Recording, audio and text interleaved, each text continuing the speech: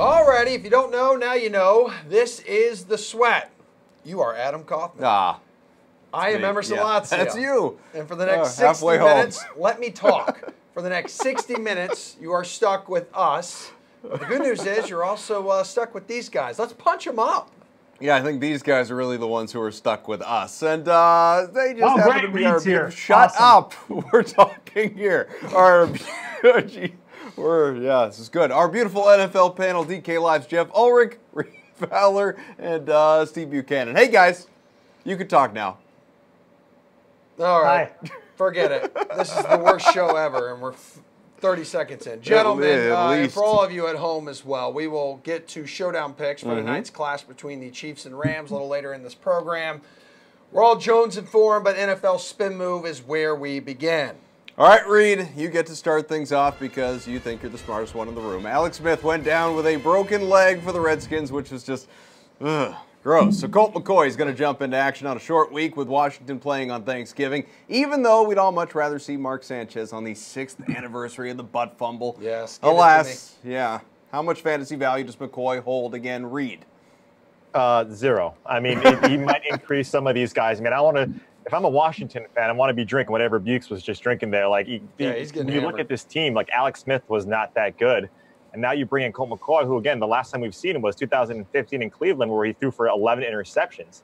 I mean, he's a serviceable backup in case you need someone to come in. But in terms of his fantasy value moving forward, I really don't think there's much. And so when you have a guy like Jordan Reed, yeah, he might get more looks because now you're going against a Dallas team who's 3rd or 4th in overall total defense, but now has 2 good wins, strong NFC wins, and now they're jonesing for more. So I don't have any trust in Colt McCoy.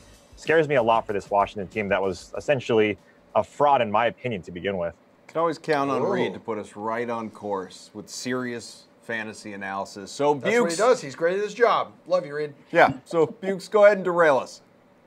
Yeah, I mean, I'm usually not on Mondays. That's why I had to start drinking already. I might get off on Mondays usually. I mean, look, this is a guy who hasn't started a game since 2014. And if you really want to go back to when he was a starter, that's back in 2011 when he was with the Browns. Now he gets a pretty tough matchup against the Cowboys, the currently surging Cowboys. And look, this is not a team that you're looking for when you're looking for receivers either. So mix that two together. You've got a pretty big recipe for a load of crap this week for him.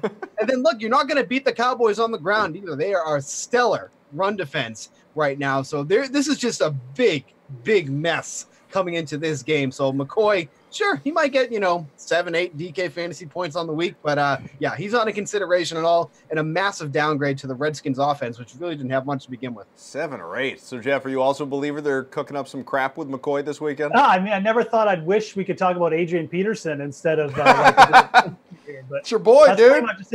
I mean, look, the game total for this is projected at 40.5 right now, and the Redskins are 7-point underdogs. So you do the math. Like, no one's projecting Minnesota to score a ton of points here. You have a slate with Drew Brees, Matt Ryan, and Mitchell Trubisky at quarterback that you can choose from. If you want to go with Colt McCoy, fine. Just be prepared to win nothing on Thanksgiving. So that's just a giant goose egg for Colt McCoy. Yeah. All right, boys. In his first career NFL start, Lamar Jackson, the pride of Boynton Beach High School, runs the ball 27 times, picking up 117 yards on the ground. That's a lot. He throws for 150 more, delivering just under 20 DK fantasy points in a win over Cincinnati. A salty Bengals head coach, Marvin Lewis, says quarterbacks do not run forever in the NFL. We've seen that. So, Jeffrey, we have. Yeah. How many times do you think we see Jackson, who's 5,700 this week, rush the ball? Maybe 20-plus attempts here against the Raiders? They're at home. Yeah, I mean, I think the other factor here, obviously it's a great matchup. The Raiders, the run defense that basically just isn't there. But the other factor is Gus Edwards is popping up. And obviously the Ravens now have like 3 or 4 serviceable running backs. So I think you're going to see them continue to work that. The only reason I think it might be less than 20 here is that I just think the Ravens are just going to get up and just put their foot on the Raiders and that'll be the end of the game. And Lamar Jackson won't have to carry the ball 20 times. If they get in a situation, sure, but I think 15 to 18 is probably more of a ballpark against the weak opponent if he starts again. So I'm still looking for him to run the ball a lot. I don't know if it'll be as high volume as last week. Reed, what do you think? How many times does Lamar Jackson run the football against the Raiders in Week 12? Yeah, I'm with Jeff on this one. I think if you get this guy around 16 to 18 touches, that's really all you need, right? You have a Baltimore team who was, sort of leading the league in terms of how many plays they were running, but especially through the pass, right? They were just a pass-heavy team. Now you get a team that ran the ball 54 times, this last, which was number one for the team just in terms of rushing. And the last 3 games, they only rushed the ball 29 times. And so they really focused on attacking that Cincinnati defense. Same is going to happen here. And I think, like Jeff mentioned, you have 3 or 4 running backs you can really put in there that really spreads that number around. And the Raiders are bad at just overall defense. If you look at their rush defense, not that good either, right? So I think you have this guy for around 16 to 18 touches, Gus Edwards right around maybe 12 to 15, and sprinkle Alex Collins in there, and you have your, 60 rushing attempts. So I don't think he gets a ton this week. Steve, they don't really need him to run the ball 27 times again against the Raiders here, do they? I had nightmares last night, and the sentence that kept going over and over in my dreams was fakes to Alex Collins, fakes to Alex Collins. Holy crap, for someone that had 100% Alex Collins yesterday, that was a nightmare performance. I mean, that was just absolutely brutal. But in terms of for Jackson here, it was a really impressive performance. I mean, it's almost unprecedented how many times he rushed the ball. I just got curious, and I wanted to know what other guys have done before. Cam Newton, the most he ever rushed in a game was 17. Russell Wilson, the most he's ever did was 14. So when you say 20 plus, I mean, it just feels insane to go like, yeah, that's totally obtainable. Looking at these 2 guys that are rushing mobile quarterbacks. But if that's what the game plan is gonna be, then it just changes the whole dynamic of that Baltimore offense. Fake to Alex Collins, fake to Alex Collins. I'm never gonna get rid of that. But we really have to see what they're going to do here with him. I mean, you're not going to see it 27 times again. That was just so absurd. But, 15, 17, yeah, that feels like it's obtainable. But 27 is crazy. 20 still feels like it's crazy, but still need to see more. Guys, famous Jameis Winston in line to start against the Niners in Week 12 after taking over for Fitztragic in Tampa Bay's loss to the Giants. Yeah, we just got that news earlier today. So how much do you like Winston's matchup with San Francisco at his price tag of $6K, Steve? I mean, also, does Dirk Cutter have any idea what he's doing? I mean, the problem right now is that you always have to wonder if they're going to make a switch at quarterback. I mean, it's really a legitimate issue if you're going to roster somebody from the Bucs, and it's too bad because it's a pretty good matchup for Winston in the Bucs offense this week. I mean, the 49ers are allowing an average of 257 passing yards to opposing quarterbacks, almost 39 points to opposing receivers. It's just hard to trust them right now because you don't really know who's going to end up throwing the ball. I mean, how many changes mid-game have we seen already this season? I feel like it's at least 3 or 4 at this point. So it's, obviously that's not the norm, but it's enough that you actually realistically have to sit there and think about it, that if Winston goes out and starts throwing duds, that Fitzpatrick comes in. And there's nothing worse than having a quarterback on your team that gets benched. So it's really tough to trust these guys. It's hard to figure out where it's going to go, and they're just a mess right now. Jeff, you in on crab legs here? Yeah, I kind of am, and it is scary. But you got to figure the Bucs have gone back to Winston now. You've got to figure they've seen the Fitzpatrick show. There's no more Fitzmagic left. They're out of fairy dust, right? So you've got to figure they're going to roll with Winston the rest of the year, unless he just does something completely insane or something happens off the field. But I think in this matchup especially, I feel safe. When the matchups get a little bit tougher, I think that's when you can probably get off the Tampa Bay quarterbacks, because that's when you'll worry about the switches. But against San Francisco, a softer pass defense, a team who, their offense isn't exactly, thrilling either. So you're going to expect that the Tampa Bay offense is going to have the ball in pretty good field position as the game goes. Yeah, I think it's a pretty good upside spot for him. I mean, Mike Evans is going to have a terrific matchup. OJ Howard's probably out, but, you still have Cameron Brate there. So I am kind of in on Winston this week, tentatively, at least to start the week. The upside certainly looks like it's going to be there for him. Reed, can you depend on him to be out there the whole game and play him, as Steve was talking about? No, I think there's no way you can depend on him to be out there the whole game. We've seen him get pulled, and we also seen Fitzpatrick get pulled. And I hate to bring this up, but Jeff did say the last time we did this whole switcheroo, Jeff said there's no way we're seeing Jameis Winston back in this game or back in this season starting ever. And now we see him at 6,000. So give me a break. Jameis is not a solid play at 6,000. We just talked about Lamar Jackson. He's cheaper. Baker Mayfield gets Cincinnati, who gives up the most points to opposing quarterbacks. I'd much rather pay for those guys, but on a hope and a dream because it's a decent matchup against San Francisco, who, again, is not the best in getting turnovers. I think they're close to dead last in getting turnovers. So you kind of think, okay, maybe Jameis just throws 1 or 2 picks instead of 4. But no way, I'm not trusting Jameis at all. Live in the past, Reed. Sure, buddy.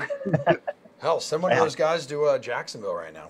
Yeah, that's right. Conversation The for next another Jacksonville day. quarterback. Yeah. Out of Bort coin, huh? Yeah. Yes, indeed. Low currency. Now to the only game that matters today, gentlemen, the Chiefs and the Rams. Again, our analysts will give all of you at home their full showdown picks a little later in this show, but let's have a little chit-chat about this ridiculous over-under of 63. Seems like the public is going over. What do you think, Reed? Yeah, you got to go over here. I mean, we've said this stat pretty quite often on this program, where you have these implied game totals that are close to 57.5. Since 2003, 11 have gone over. So 11-0 against that number. You have one of the best, 2 of the top 3 offenses in this spot. So yeah, I'm going to say over here as well. Steve, this game has the makings of all sorts of fireworks. You're going over? I'm going over, but it's a lot tougher for me to go over just because 63 is just such an absurd number. Like, when you really sit back and think about it, you have to think about how many scoring opportunities have to be there, how many times they have to realistically reach the end zone with touchdowns and all that. It just seems so crazy. But if there are 2 teams in the NFL that can do it right now, with the exception of the Saints, it's these 2 teams right here. I mean, this is going to be such a fun game to watch. Like, I'm all giddy to make my showdown lineups because there's so many guys that want to play, because there's so many guys in just such good positions in individual matchups, like Tyreek Hill against Marcus Peters. I can't wait to watch that massacre tonight and how bad coverage is going to be. Like, there's just so many good things about this game. So I'm going to go over, but I don't think it's going to be by much. Jeff, which way are you leaning, over or under this 63-point projected total? I'll take the way over. I mean, look, I'm not even concerned about it. I mean, you look at this game and you know, the coaches are starting to talk up their defense a little bit. And, I trust my defense. But then you look at the matchups and, you know, Steve brought up Tyreek Hill versus Marcus Peters. But what about the Chiefs versus the running back? I mean, Tom Gurley is like, his floor must be 30 fantasy points in this spot. And then you have Travis Kelce versus the Rams, who have been pretty terrible against tight ends in certain spots too. And I'm not even talking about the Rams yet, the Chiefs defense yet, who have been equally terrible. So, I mean, there's just so many open holes to exploit here, and there's so many weapons like Brandon Cooks, Robert Woods, even Josh Reynolds, even a guy like Spencer Ware could get involved here in the pass game. So, no, I'll take the way over. All right, you 3 hang tight. We're going to need those showdown picks coming up in a little bit. But first, it's NBA Pick and Roll. That's on the way after this. Time for your DraftKings Fantasy Flash. I'm Brendan Glasheen. The 5-11 Wizards might be hitting that reset button soon. Per ESPN's Adrian Wojnarowski, the Wiz have started to deliver teams an impression that every player on their roster, including All-Stars John Wall and Bradley Beal, is available for discussion in trade scenarios. Washington's lost back-to-back home games by double digits. Head coach Scott Brooks addressed the team's struggles after Sunday's loss to the Blazers. Quote, "We got to just play with more enthusiasm, more effort, more energy. It's embarrassing," end quote. It's embarrassing, Scott, because you're pretty much stuck with this group. Wall's committed to the 2022-23 campaign. He'll be making north of $40 million per 2020.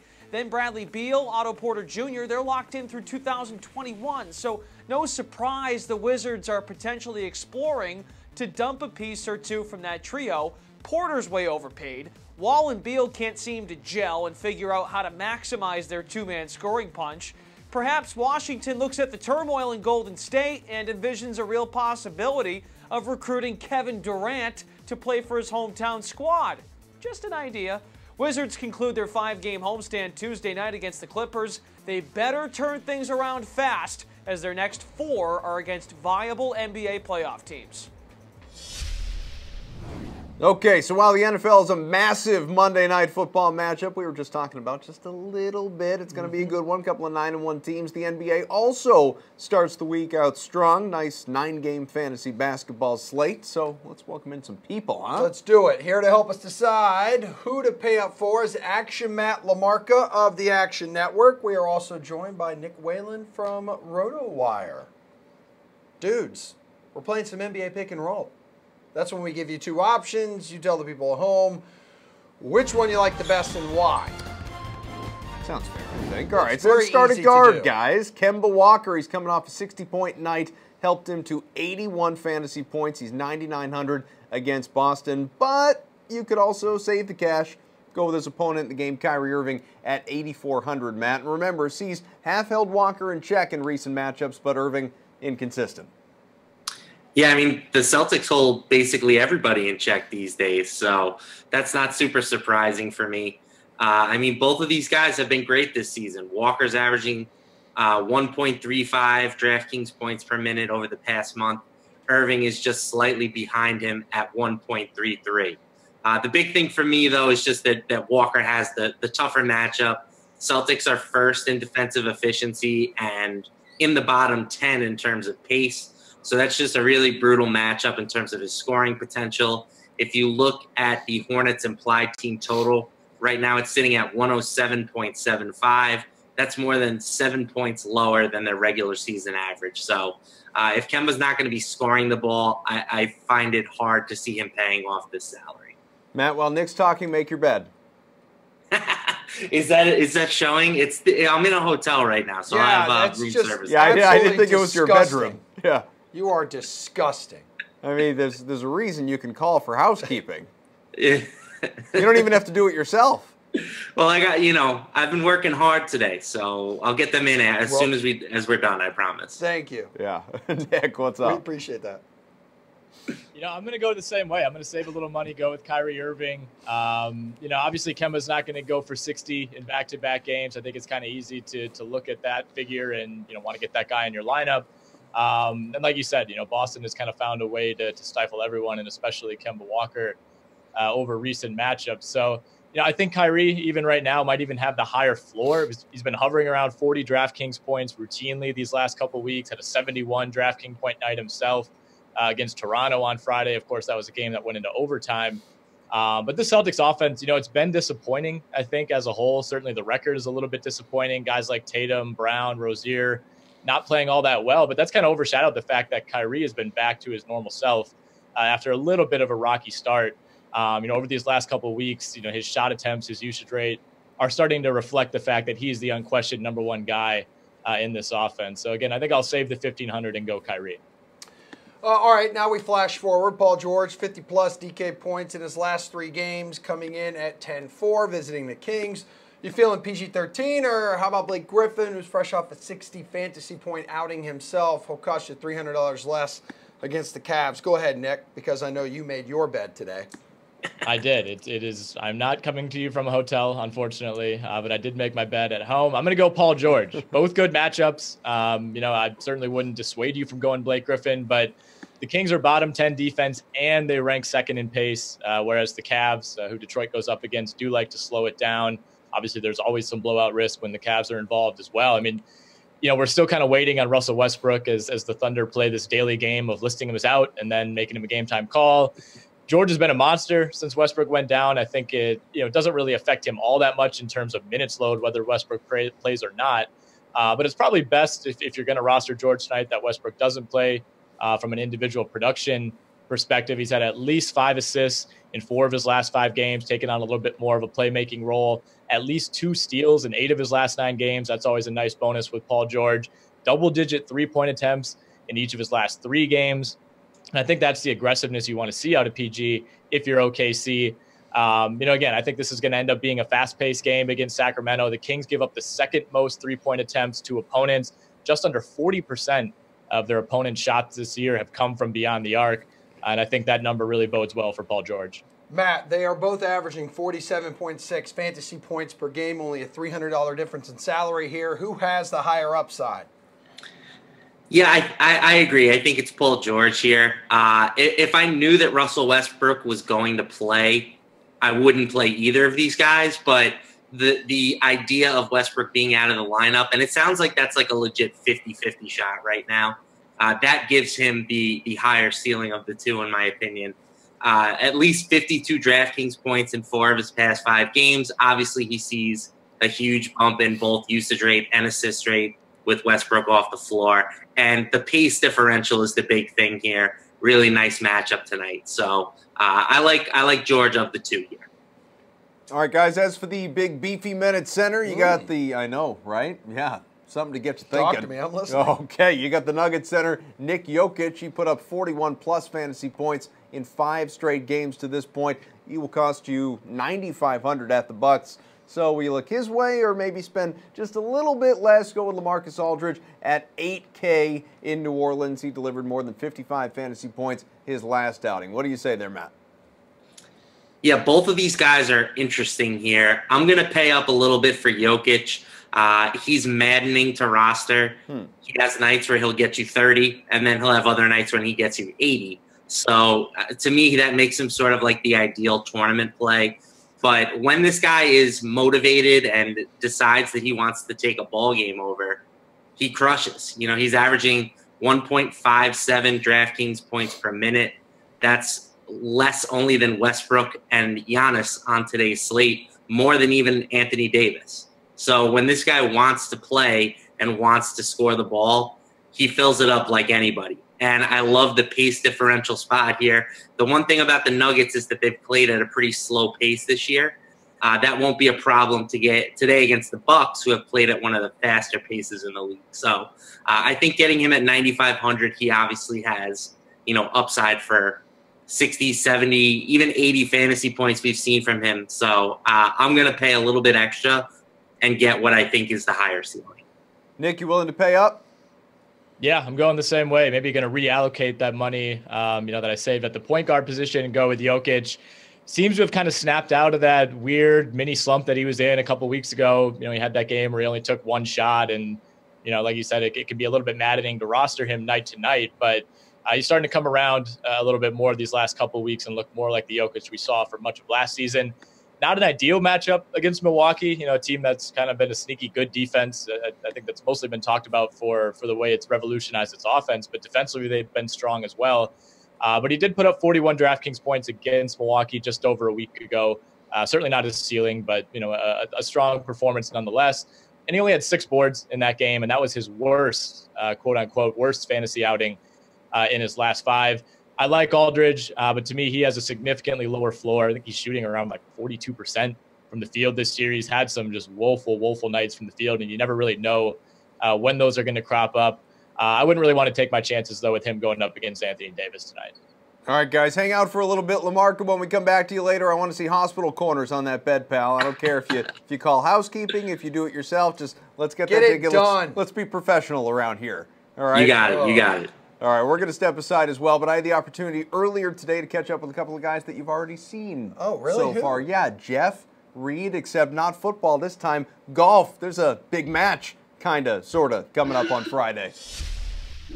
The match is almost here. Winner-take-all showdown between Phil Mickelson and Tiger Woods Friday in Las Vegas. $9 million on the line. I'm Adam Kaufman with Jeff Ulrich and Reed Fowler. Jeff, let's start with you, pal. Tiger, minus 230 favorite on the money line. Do you think that's a fair number heading into this unique competition? I think if it was just like an everyday event or like a match play competition that wasn't an exhibition at a random spot, then I think this would be a good number. I mean, Tiger Woods obviously coming off a great finish to the season, first in strokes gained approach in 2018, obviously won the Tour Championship, almost won the FedEx Cup. But when you start to add in all the other factors, this is an exhibition match. Shadow Creek kind of sets up as a risk-reward venue where I think that might actually favor Phil Mickelson a little bit. I think this number is just a little bit too low for Tiger. So I think if I was leaning towards the odds right now, I would probably say laying off Woods on the minus 230 is probably your best play, and just going with the little bit of the higher odds with Mickelson is probably a better play. Reed, same too low. You like it? Yeah, I agree with Jeff here. If you look at Tiger, he finished the season off really strong, and what you really liked about Tiger was that he was keeping it in the fairway, which is always his Achilles heel, and he was putting really well. You went through about 3 or 4 putters until the season ended and back with the blade, which is what we're usually seeing. And he gained 5 strokes putting at the Tour Championship to Phil's -7, whatever it was. And so what we want from Phil, right? If we're taking Phil at his number, we want to see him keep it in the fairway, beat Tiger that way, and then also make some putts. And we could easily see Phil do that, because when he won at WGC Mexico, he led the field in strokes gained putting. Obviously, this venue is a exhibition. It's 7,500 yards. And so like Jeff was saying, risk reward, longer course obviously favors Tiger a little bit, but Phil's not completely out of this. All right, thanks to Jeff and Reed. Boy, 18 holes for $9 million. No pressure, fellas. All right, for the millions around the world who are watching right now and craving sticky puck, boy, oh boy, do we have a segment for you. Yeah, I'm going to go with that. It's NHL Price Check with DFS hockey expert Sean Newsham as well as Neil Parker of RotoWire. Guys, welcome in. Busy night around the NHL. 9 games to choose from, so help us out with some price check if you don't mind, okay? Guys, at center, Crosby is out tonight, so what do you think of Evgeny Malkin, 7,100 against the Sabres? We thinking he returns value here, Sean? Yeah, I like Malkin quite a bit, especially with Crosby out. It just means more playing time and more responsibility for Malkin. Malkin's still in the 90th percentile in shots over the last month, so I still think he's a strong option. He hasn't been scoring goals. However, he has assists, I believe, in his last 3 games. So for me, I think Evgeny Malkin against Buffalo, who gives up quite a few chances as well, is a great opportunity. Neil, you thinking he gets a lot of chances against the Sabres? Yeah, absolutely. Sean mentioned he's got assists in 3 straight, 5 total. That's, curbed his scoring drought that he was kind of mirrored in. But the 7 games without a goal, that really isn't concerning, though, because it probably just means there's positive regression ahead of his shooting efficiency. And the big thing with Malkin over the past 3 seasons is 3.93 points per 60 minutes leads the NHL. So Buffalo is 8th, has allowed the 8th fewest high danger scoring chances, and goals is the 8th fewest, high danger scoring chances is the 12th fewest. So it's a middle of the road matchup. Not quite as easy as it used to be going into Buffalo or facing the Sabres, but still definitely like Malkin at this price and would be a player that I'd look to target. All right, let's get after some wings, not just because I'm hungry. Alexander Radulov, I know, right? Just, that time of day. He scored 2 goals, had an assist his last game. Is he worth 6,900 tonight at the Rangers, Neil? What do you think? The Rangers have really tightened up defensively of late in some regards. They're down to 10.45 high danger scoring chances per 60 minutes allowed through their past 10 games. And that's approximately 4 chances fewer than they were allowing through their first 10 games of the season. Obviously, Radulov enters in top form. He's been red hot. He plays with Seguin and Ben a lot, and that trio is one of the best in the league. This is also Dallas' 3rd game in 4 nights and their 2nd leg of a back-to-back set. So I'm going to fade Radulov. Not entirely, but he's definitely not on my top of my totem pole of options. Is there a reason to pay for him here, Sean? Not really for me. I think you have a bunch of other options that are just a little bit better than him. As Neil alluded to, he plays with Seguin and Ben. That line is extremely explosive, so it's not like he's a bad option. But for me, I'd rather go to Cam Atkinson. Atkinson gets a matchup against the Toronto team. The game should be extremely up-tempo, but Toronto doesn't play much defense. So I think it's a really good spot. Atkinson has goals, I believe, in 4 straight. I think he has 6 goals in those games, including a hat trick. So I think Cam Atkinson's in fine form. He's a 96th percentile shooter over the last month in terms of wing shots on goal. So I think Atkinson's just a little bit better for a little bit cheaper of a price point. As for the blue line crew, Leafs defenseman Morgan Riley has 23 points in 18 games, but is 6,700. Is that too much to drop on this dude, Sean? Yeah, Morgan Riley's been fantastic on the season. He's someone we end up talking about quite a bit, but he's been really strong. His shots, his block shots, his points, they've all been there this year. The problem is I just don't think he's the top-rated defenseman on the slate, so for me, it's hard to pay that price point.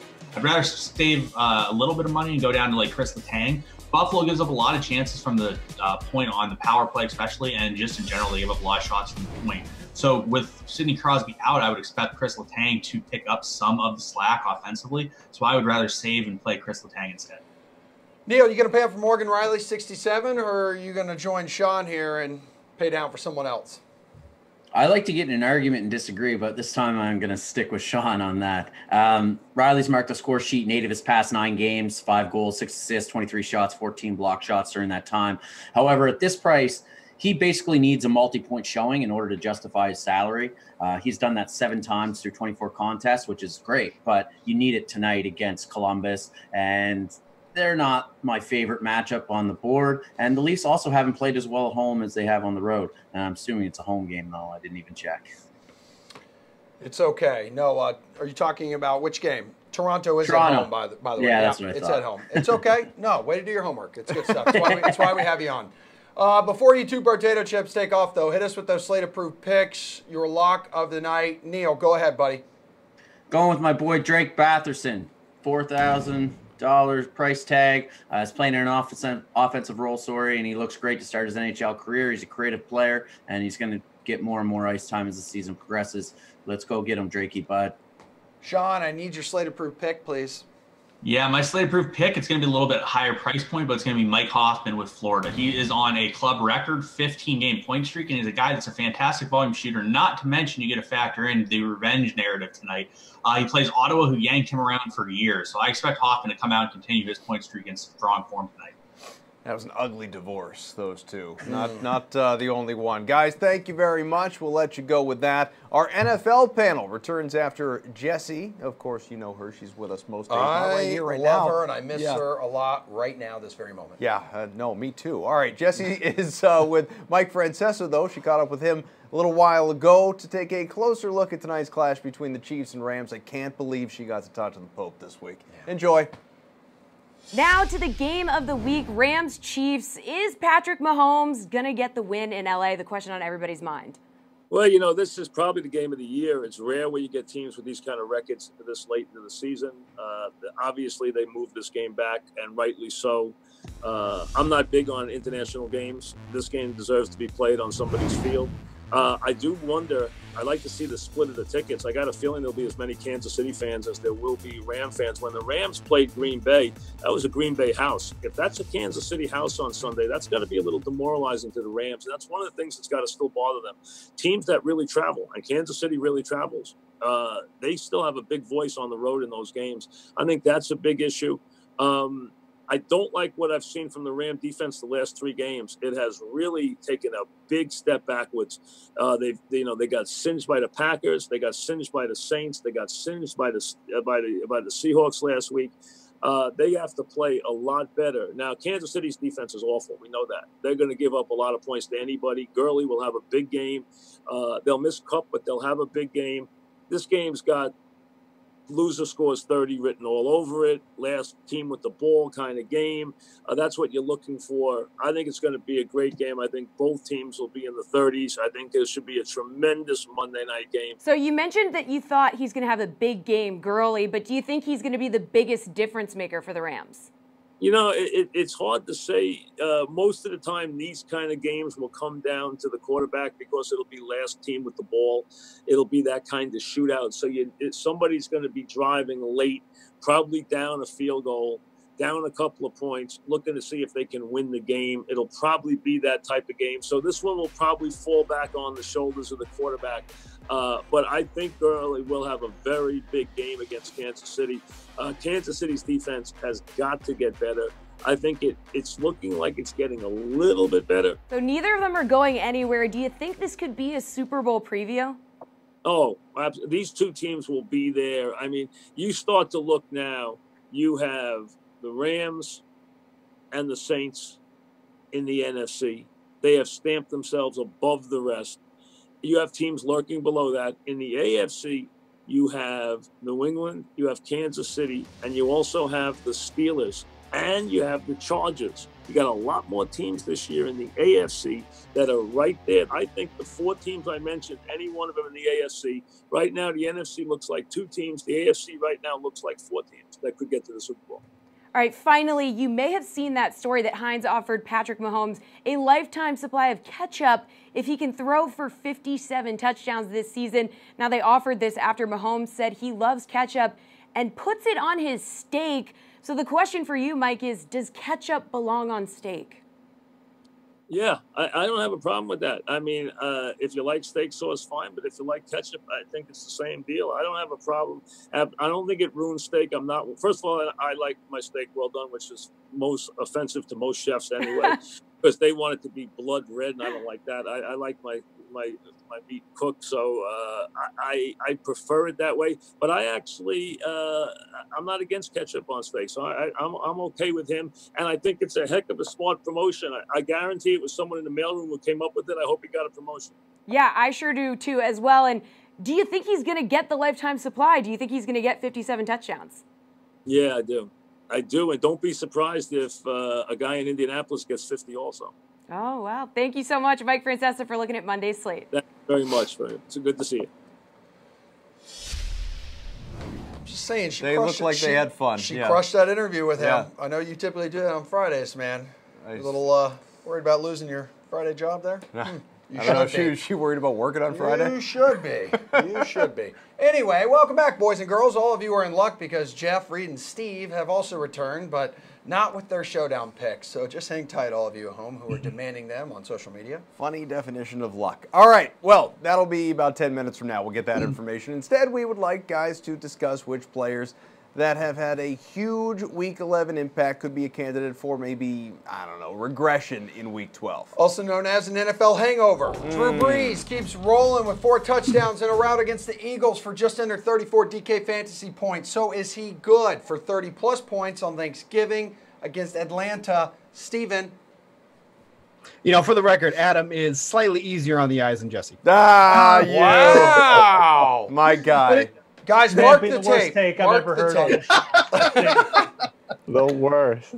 I like Adam. He's a good guy. All right, listen, if you're the Saints, you're just absolutely salivating to face the Falcons right now. With what the Saints are doing offensively and what the Falcons are allowing at this point, it feels like just an amazing matchup for the Saints to just continue steamrolling. I mean, the continued loss of Deion Jones for the Falcons has running backs running all over them at this point. The Browns had 192 rushing yards. The Cowboys had 122. Not to mention all the catches out of the backfield that they're allowing right now, averaging over 66 yards per game with 3 touchdowns scored. Now you're going to face Alvin Kamara and Mark Ingram. Good luck. That should be fun. Yeah, Breeze is no hangover this week. Reed, how about a hangover for Drew Brees? Is it going to happen? Is it going to be a thing?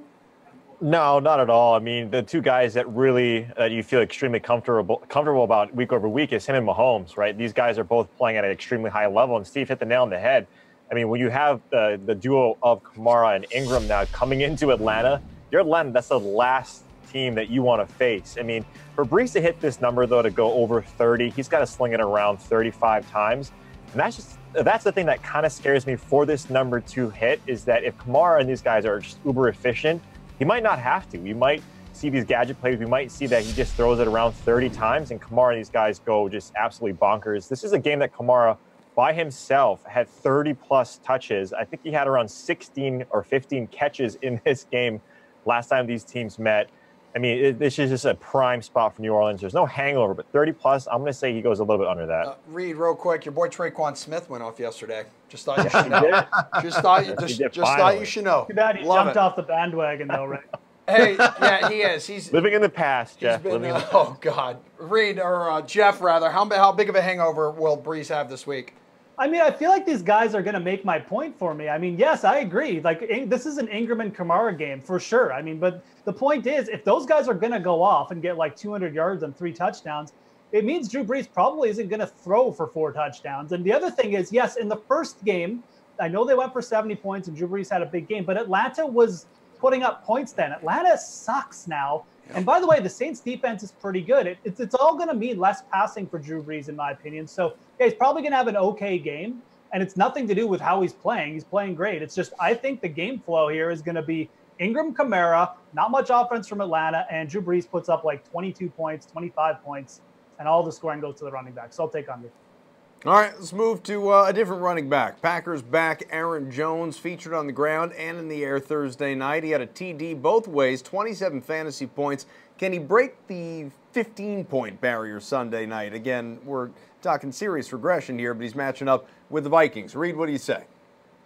I'm going to say under here. But yes, he is one of the best players, and probably right. I mean, these guys are running out with rookies at the receiver as Sans Devontae Adams, but when you look at Minnesota, what they need to do is really, or what Green Bay really needs to do against Minnesota is stretch those linebackers out. I think Aaron Jones is a fine play, but what you saw last night with Chicago is they were running a lot of those jet sweeps to freeze those linebackers. I don't really think Green Bay has anyone on that team outside of Adams Maybe Equanimeous St. Brown can get some of those jet sweeps to hold these linebackers tight. Aaron Jones is a fine player, but these linebackers are quick. We saw Eric Kendricks get 10-plus solo tackles. So I do think that if they can stretch the field laterally and stretch out these linebackers in that secondary that is very opportunistic, I do think you have some running lanes. I just don't think that happens against Minnesota, so I'm going to say under. Jeff with the G. Yeah, I mean, first of all, asking Mike McCarthy to implement like some kind of a modern offensive game is just ridiculous. He wants to play old-timey football, right, and just throw guys in the middle. But I think it's a bad matchup for Aaron Jones. I mean, this is a player too. His career high in carries is 19. Like, people forget. I mean, he hasn't really taken on a workhorse role yet. I know he's been very productive, but he's been productive against pretty weak run defense. And that's not what Minnesota is. They're very effective at stopping the run. You did see that against the Bears, actually. 3.6 yards per carry. I think Aaron Jones is going to get stacked up a little bit here, and I definitely take the under. If Green Bay is going to win this game, it's going to have to be through Aaron Rodgers, I think, like usual. All right, get Jeff a fedora. All right, saving the best for last. What do you got, Steve? Yeah, look, I mean, like these guys were saying, it's not the best matchup for him. It felt like every play last night the Bears were running, it was a running play, and they did. They ran the ball 26 times, and even still, the Vikings still have only allowed one team to have over 100 rushing yards against them on the year. Luckily for us, it's not on the main slate. If it was on the main slate, then I wouldn't even be considering Jones in this spot. But because it's a Sunday night game, he obviously has to be in some consideration. But even still, as 15 DK fantasy points feels like a lot here against a defense that's really just been good against the run. I mean, like I said, we saw how many times the Bears tried to pound it in with the run. They just could not really get anything going, even with Tariq Cohen and with Jordan Howard. Just wasn't really working out. Now Aaron Jones, we really haven't seen much. Yes, he's been productive in spurts here, but like Jeff said, we haven't seen how he reacts to that workhorse load. So I'm going to say under on this one. T.Y. Hilton with a ginormous game, 39.5 fantasy points to be exact, against the Titans. How do you feel about him going over the 20-point mark again next week as the Colts? Who do they face? Miami, Jeffrey? I think that's right, yeah. Mm-hmm. They do face Miami, but I'm going to take the under here as well. I mean, this is the first time last week we saw T.Y. Hilton go off for that big a number, and it was a nice game against Tennessee. But again, I mean, Miami, it's a slower-paced team. It's a team you generally run against, and they're probably going to be starting Brock Osweiler. Though Tannehill might be back. That's still up in the air. But I just look at this as a bit of a mismatch. I think Indy's defense is going to be able to hold the Dolphins offense basically to not many points. And I just don't know if Andrew Luck is going to have to air it out. So I definitely err on the side of under here again. We saw the big game, but T.Y.'s always been like an up and down fantasy producer anyways. So I think the under here is just the smart play. Reed, before yesterday, he had only eclipsed 20 points once. That was back in week 2. So you're going to go under here? Yeah, but this is closer than I think Jeff particularly thinks about it. If you look at Miami's defense, I do think that the Colts defense is going to be able to thwart, whoever they roll out. I don't think that Miami scares anyone. But if you look at T.Y. Hilton and if you look at the Colts, they've been passing quite a bit. And they're passing with the efficiency. And Miami's defense, not that good, 23rd in pass DVOA. And against wide receiver ones, they're 22nd. So Xavier Howard, who is their shutdown corner, is very opportunistic. He gives up these big plays, and that plays right into T.Y. Hilton, who can take advantage of those type of plays and those cornerbacks. If he goes into the slot, which I think Hilton will, more so than he has in this past year, I think he does get pretty close. I'm still going to say under, but I wouldn't be surprised because Miami has only given up 10 touchdowns to receivers in 10 games, and so you need that touchdown upside to hit this mark, and it could go either way. I'm going to go under, but criticizes me and then he agrees with me. Look at this guy. Hot and cold. I'm Canadian at heart. Hot and cold, like a ham sandwich. Steven, can he make it 2 straight games with north of 20 fantasy points? Look, I'm coming into this segment as a wounded warrior. I was down on Luck all week, and he shut me up real fast yesterday. And then, on paper, this isn't another great matchup for them, but, what do I know at this point? I mean, this is the Dolphins defense that's been pretty solid overall again, in the air. I mean, they've held opposing quarterbacks to an average of 18.2 DK fantasy points, which is one of the lowest in the league. Wide receivers, 35.3, which is 10th in the league. But look what Andrew Luck did against this Titans defense that pretty much has been good overall all season long. He just carved them up yesterday. I felt so dumb watching that game and going, well, those takes age well. So honestly, it's hard not to consider Luck and Hilton at this point. I mean, I was so surprised on how well they did against the Titans defense. And I feel like if they can do that against the Titans, why couldn't they do that against the Dolphins here? So I'm still going to go under here. 20 does feel pretty high, but 16 to 18, that seems pretty obtainable. All right, boys, finally, your Monday Night Football Showdown picks right after NBA Tears of Joy, which is right after Who'd I Miss On with Adam Levitan.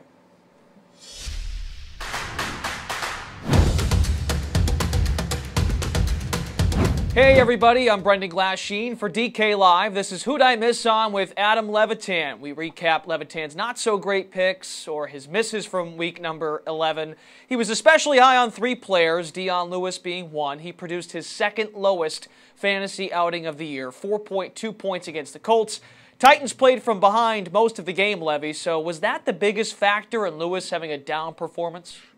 Yeah, I mean, in theory, playing from behind should be good for Dion Lewis because it takes Derrick Henry out of the equation. But the Titans just went up there and got absolutely stomped by this Colts team. And I guess we should have seen that possibly as an outcome with the Colts playing so well. But either way, I still think that Dion Lewis, with his pass catching role and with his bigger role than Derrick Henry on early downs outside of the goal line, was still pretty strong below 5K. We don't often see guys on DraftKings projected for 16 to 20 touches below 5K. So I still think Dion Lewis was okay, but I think we have to start reevaluating things with him, particularly with Marcus Mariota now hurt.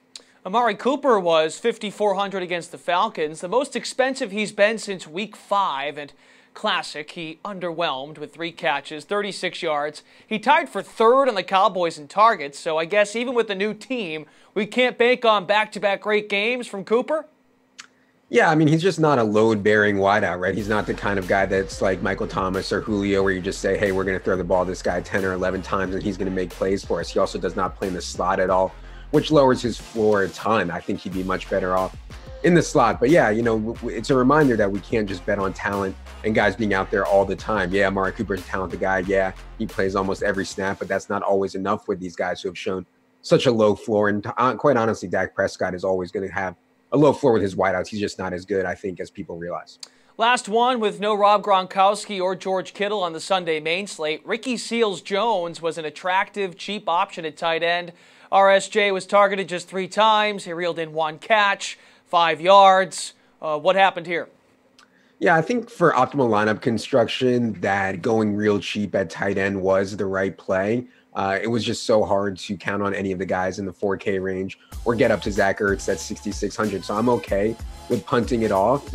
Ricky Seals-Jones, though, is a guy who's been so bad in terms of yards per route run this year, and that's a really predictive mark. So maybe putting a little bit too much weight in Byron Leftwich getting this offense going. We saw even against the Raiders that the Cardinals offense continued to struggle. So if they can't do things at home against the Raiders, we're going to have big problems. All right, thanks, Levy. That's it for Who'd I Miss On in Week 11 with Adam Levitan. You can find his coverage on DK Live, the DK Playbook. Also find him on Twitter, at Adam Levitan. We will catch you next Monday to recap Week 12.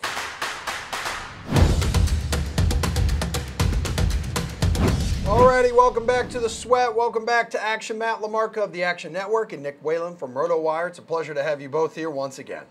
Boys, we are going to rifle right through a couple of tiers, okay? We want to know people playing their tiers contests, in particular the last 2 here. Tier 5.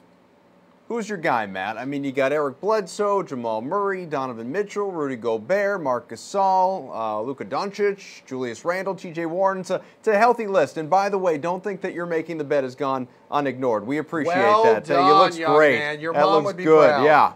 Thank you. I'm going to go a little bit different here than what I originally thought. I'm going to take Luka Doncic. Wesley Matthews just got ruled out. They're also going to be without Dwight Powell and J.J. Barea, who has been basically their highest usage player this season. So that leaves them pretty shorthanded. It's not a great spot against Memphis, who's good defensively and plays at the slowest pace in the league, but still should create some extra opportunities for Doncic. Like, he's seen a usage bump of almost 4% with all 3 of those guys off the floor, averaging over a fantasy point per minute. So I kind of like his upside here, even in a subpar game, and I think I'm going to get him at lower ownership. So he's my choice in this team. Nick, who you leaning to? Well, I like the Doncic pick quite a bit, especially given the context of Matthews being out. But I'll go Julius Randle, 6,800 going up against San Antonio. You know, to begin the year, he was kind of sitting in that 20, 24, 25-minute range. But he's been closer now, 25, 28, even into the low 30s over these last couple of weeks. And some of those games have been with Nikola Mirotic in the lineup. So, you know, I think when Randle gets the minutes, you know, when you're looking at 25 or above, he's a guy that I feel pretty good about to be a double-double threat. He had 21 and 10 against Denver on Saturday, 19 and 11 the game before. You know, he's not someone who's going to give you much defensive production in terms of blocks or steals, but he's usually good for a few assists. And I think he's a relatively safe option against the Spurs defense that's certainly improved from where it was earlier this season, but still ranks below league average. You know, I think in a lot of ways, San Antonio kind of can coast on reputation. But this is not a very good Spurs defense, at least compared to what we've seen over the last decade or so. Yeah, I think we are definitely accelerating past that point in time for the Spurs and reputation. But down to Tier 6, guys, plenty to choose from here as well. So, Nick, as I rattle off the names, I want you to think about it. You got Domantas Sabonis, Jason Tatum, Mike Conley, Jaren Jackson Jr., DeAndre Jordan, Larry Nance Jr., Danilo Gallinari, and Trae Young. Who do you like? I'm going to go back to the first name you said, Domantas Sabonis. Gallinari was somebody I've looked into, been scoring the ball well, but he's out tonight. I think Sabonis, you know, gets a decent matchup against the Jazz, another team that I think on paper you'd think, oh, that's a great defense, it's a great rebounding team. You know, they've been relatively pedestrian in those areas compared to recent years. I think Sabonis at 6,300 is a really good price. He had 16 boards against the Atlanta Hawks the other night, also had 6 assists in that game. Not somebody that has the highest upside, you know, given the fact that he comes off the bench. But I think he's a very, very safe option given his role. High floor for a player in this price range. And then you consider the fact that Victor Oladipo's out for tonight. You know, Sabonis isn't somebody you're just going to hand the keys to the offense to by any means and say, go do what Victor Oladipo does. But Nate McMillan did come out and say, you know, during shoot-around that he plans to play Sabonis alongside Miles Turner a little bit more as they kind of have to get creative with no Oladipo. Matt, other than you, who's the man? I agree with Nick 100%. I really love Sabonis tonight. He's just a really, really good basketball player. He averages 1.3 fantasy points per minute this season, and that number goes up to almost 1.4 with Victor Oladipo off the floor. He's seen a usage bump of 3.6% in that situation. So, again, like the Jazz are kind of a tough matchup on paper, but they've been crushed by big men at times this year. So it's not nearly as scary as it would have been last year. And I just think the opportunity to get him with Oladipo out of the lineup makes him difficult to pass up. Matt, Slater-proof pick. Who you got? Montrezl Harrell. He's my boy. I love Montrez. Super productive when he's on the floor and just an elite spot tonight with no Gallinari against the Atlanta Hawks. Where you going, Nick? I'm going TJ Warren. Not somebody I was high on whatsoever coming into the year. I mean, what's happened to Josh Jackson is kind of what I thought might happen to TJ Warren, but instead he's playing a ton of minutes, at least 37 minutes in each of his last 5 games. Trevor Ariza is back tonight, but that really hasn't affected Warren's workload over these last couple of weeks. Still going to be in the starting lineup. Suns are going to go a little bit smaller with Booker at point guard and kind of starting 4 wings, essentially with DeAndre Ayton. He's added the 3-point shot this season, but getting some steals. I like him a lot tonight against Philly at only $6,400. Matt, did they leave you a mint on the pillow? No mints, man. I'm going to have to talk to manager. Yeah, stay somewhere else next time. Matt, Nick, thank you both very much. We're going to move right back to football. Welcome in Steve Buchanan, Reed Fowler, and Jeff Ulrich. It's time. We've been just talking about it constantly. Yep. Let's get to these showdown picks, okay, guys? That means showdown picks, strategy. You're the normal crew, so welcome back in. It's good to see you, at least once we do see you. We got a lot to choose from here, a lot of different options from, you know, captain's pick, who you putting in that spot. You got to do that. It's 1.5 times the salary. Don't forget. Get it. Yeah, you got to make sure you get that in. So, Reed, who do you like? Yeah, I'm going to take Kareem Hunt in this spot. Look, there's really, you could go a bunch of different ways, pay up and get Mahomes and Gurley and some really, you know, safe floors. But Kareem Hunt is the guy that I'm looking at 13-2 because of that salary relief. There's so much talent on this board. But I want to try and fit in as much of these top price guys, and he allows me to do that. Like the Rams over the last 3 games have given up the 2nd most rushing yards to opposing running backs. And over that last game we saw against Seattle, They gave up 273 rushing yards. So the Rams defense, but we always talk about Kansas City and how poor their defense is against the rush. The Rams have not been good over the last three. Kareem Hunt could be in line for 18 to 22 touches in this game. And if I can get that salary relief and fit in Gurley with Hunt, that's what I'm going to be doing for this slate. Who makes sense, Bukes? Yeah, I'm going to try to save a little bit of salary here at captain. I'm going to go with Robert Woods. You know, in games where Cooper Kupp has been absent, Woods has played out of the slot in 61% of his snaps, and Chiefs against slot receivers has been an issue almost all season long. And with Woods as your captain, you can realistically jam in Gurley, Hunt, and Mahomes in the same lineup. It's still totally doable. I mean, there's a lot of guys you want to get in this game there, but the four of them with Woods at captain, it really ends up working. So I'm going to go with Woods. How about you, Jeff? I think if you're going to go with the Kansas City player in the captain spot, you got to go pass game. I think the matchup is just too good. I was looking at Travis Kelce, but I'm going to go with Tyreek Hill. I mean, I'll just go with your guy. I think he's got the highest ceiling, and that's basically what this comes down to. Yeah, you have to pay up, but there's enough value down there with guys like Josh Reynolds. Other players will get to. The matchup versus Marcus Peters is just too good. I think the ceiling is massive in this spot, and I'd rather go with him than Hunt if I'm going KC. Emerson Reed wanted me to ask you about your captain pick. Yeah, dude. We'll talk about it after the show. Okay. Best value. Blake Bortles? How about a value pick? Who is it, Steve?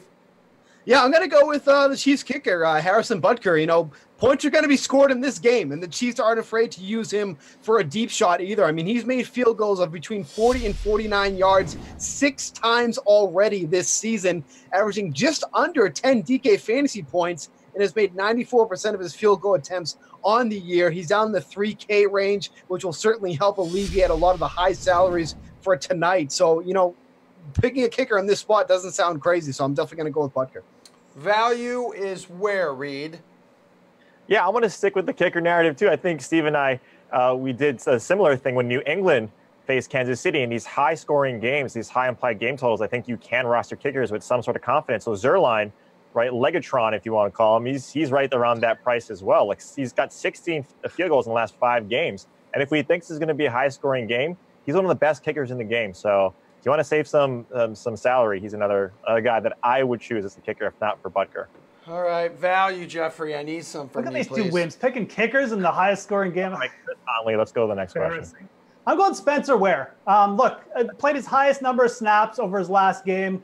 Again, if you're with the idea that the Rams are going to be ahead at some point or they're going to jump out, Spencer Ware plays in the 2-minute drill for them. I mean, he's trusted by Andy Reid. He's the clear backup. He gets snaps, and he's only 1,600, so he's about half the amount of those kickers who are actually fine plays in this game. I'm just joking. But I do like Ware. I think he's got a very good shot for a touchdown in this game, so 1,600.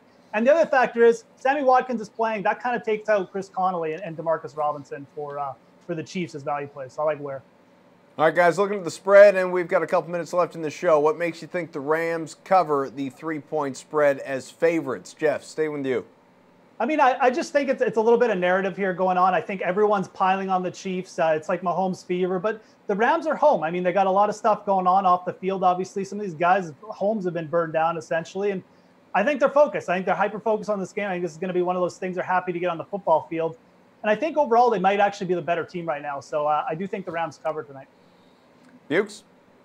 Yeah, I mean, Jeff kind of stole my thunder there. I mean, you got to love the Rams at home, especially in this type of matchup here. I mean, they have so many weapons that they can go to with even with Kupp out. They still have Cooks. They still have Woods and Gurley. Obviously, there's just so many factors here. And, you know, nothing to take away from the Chiefs. Obviously, they have their weapons too. But I think the Rams end up doing it here. I like them here. Unanimous, Fowler?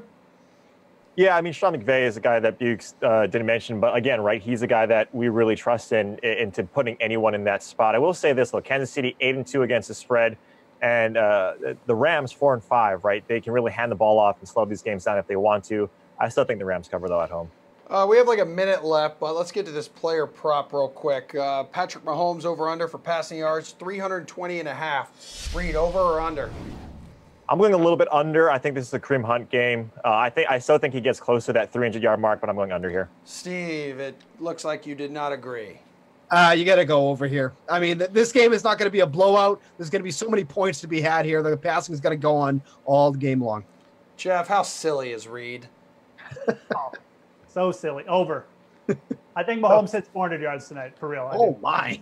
I like Whoa, it. this guy. I like it. I do not. I'm facing it. All right, guys, we're going to let you go on that. Enjoy the rest of your night. Enjoy that game because it's going to be a good one. Thanks, obviously, to those guys, to the rest of our crew. You know, we're just getting started here with the week. We got the sweat Monday through, well, Wednesday this week. Short Thursday, week Friday. with the Everyone holiday. take it But off, man. tomorrow, Wednesday, yeah, don't worry about us later in the week, except maybe Thanksgiving Day when you want to tune into Pat Mayo. Okay. 6 p.m. Eastern tomorrow. Remember, YouTube, Facebook, he's already leaving. I should probably go as well. Bye-bye.